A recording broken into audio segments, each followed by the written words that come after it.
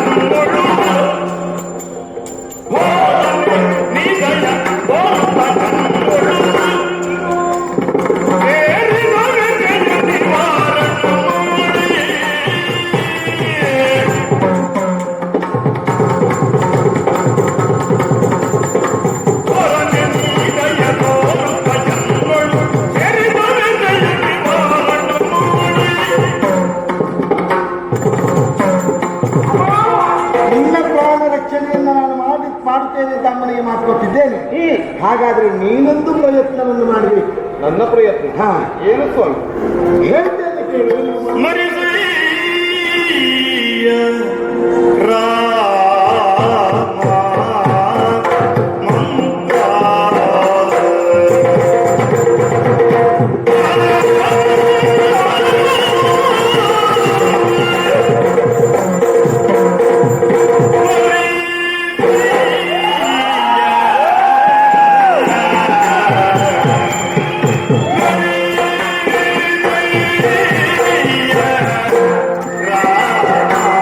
ರಾಮ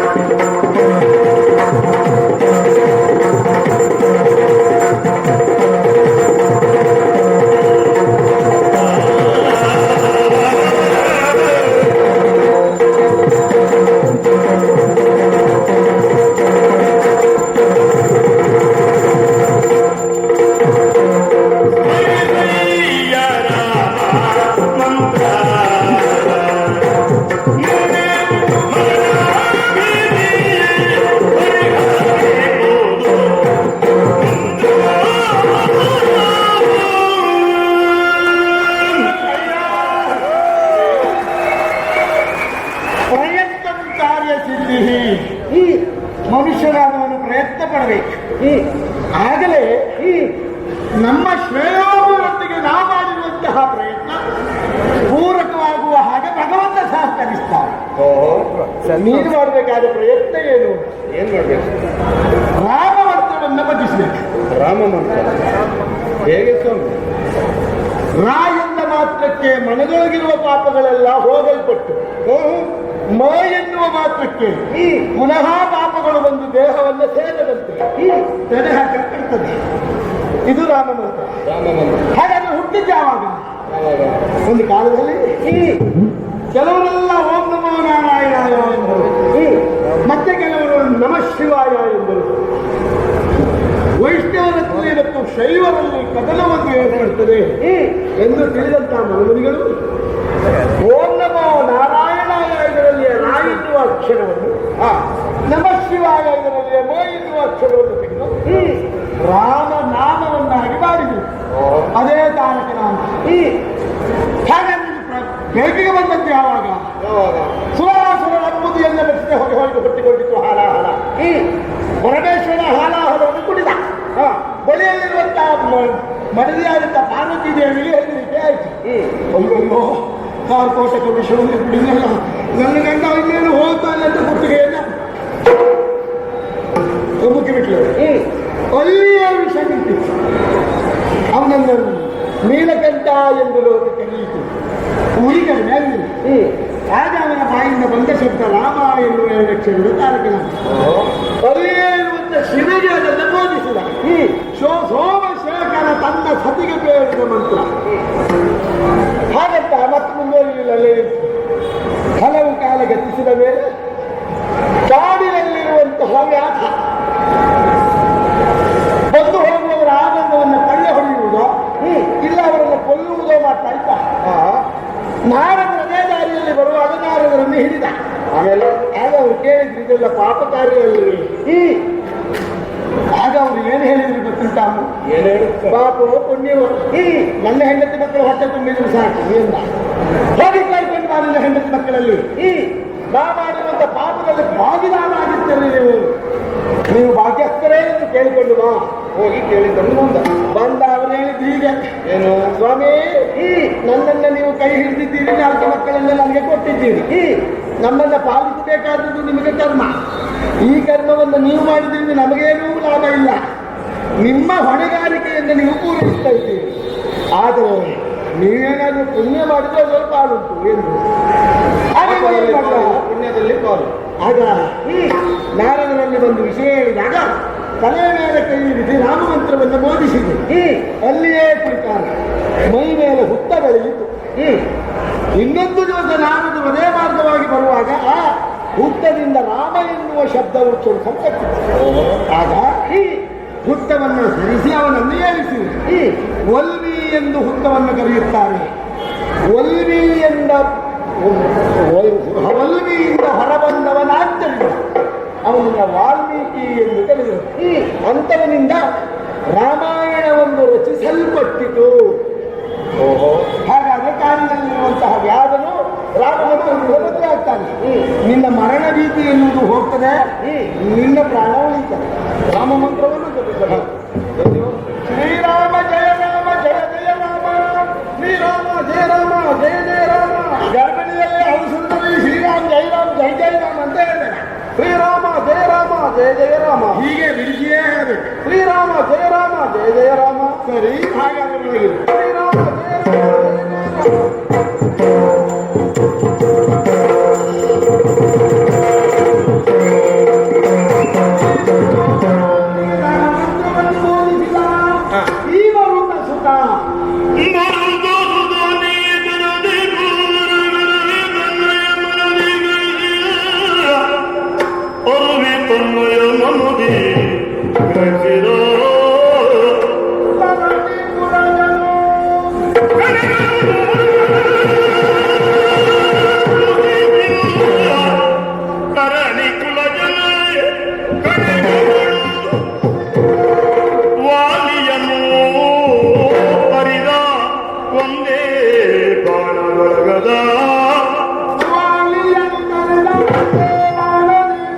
ಪರಿದರಿದು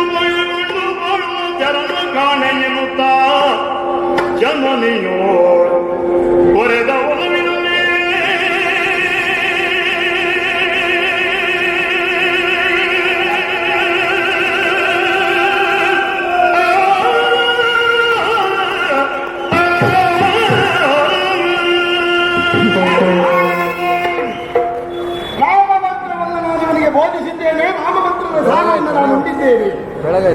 ಅಂತ ಶುಭ ನುಡಿದಂತಾದ್ರೆ ರಾಮನ ಬಾಣ ಬರ್ತದೆ, ನನ್ನನ್ನು ಕೊಲ್ಲುತ್ತದೆ. ಯಾಕೆ ರಾಮಬಾಣಕ್ಕೆ ಹುಸಿ ಇಲ್ಲ ಎನ್ನುವ ಮಾತೊಂದು ಸತ್ಯ. ಒಂದು ಕಾಲದಲ್ಲಿ ಮಹಾಬಲಿಷ್ಠರಾಗಿರುವಂತಹ ರಾಲಿಯನ್ನ ಸೋಲಿಸಬೇಕೆಂಬ ಉದ್ದೇಶದಿಂದ ದಶಗಂಡ ಬಂದು ಬದಲಿಗೆ ಹಾಕಿದರಂತೆ ಅರ್ಜಿ ಕೊಡುವ ಸಂದರ್ಭದಲ್ಲಿ ಆಗ ನಮ್ಮ ಮಾವ ಅಂಜಿದ್ರೆ ಅಳುತ್ತಿದ್ರೆ ಅವನನ್ನು ಅಲ್ಲಿಯೇ ಬಿಗಿ ಹಿಡಿದು ಭಗವಾನ್ ಭಾಸ್ಕರನಿಗೆ ಅರ್ಕವನ್ನು ಕೊಟ್ಟ ಮೇಲೆ ಕಂದು ಅಂಗದನ ತೊಟ್ಟಿಲಿಗೆ ಕಟ್ಟಿದನಂತೆ. ಅಂತಹ ಬಲಿಷ್ಠನಾದ ವಾಲಿಯನ್ನು ರಾಮನ ಒಂದೇ ಬಾಣ ಕೊಲ್ಲಲಿಲ್ಲ. ಯಾಕೆ ರಾಮಬಾಣಕ್ಕೆ ಹುಸಿ ಇಲ್ಲ. ಬಲ್ಲವನು ಅದೇ ಮಾತನ್ನು ಹೇಳಿದ್ದಾಗಲ್ಲ, ನನಗೊಂದು ವರ ಒಟ್ಟು ನೀನು ಚಿರಂಜೀವಿ.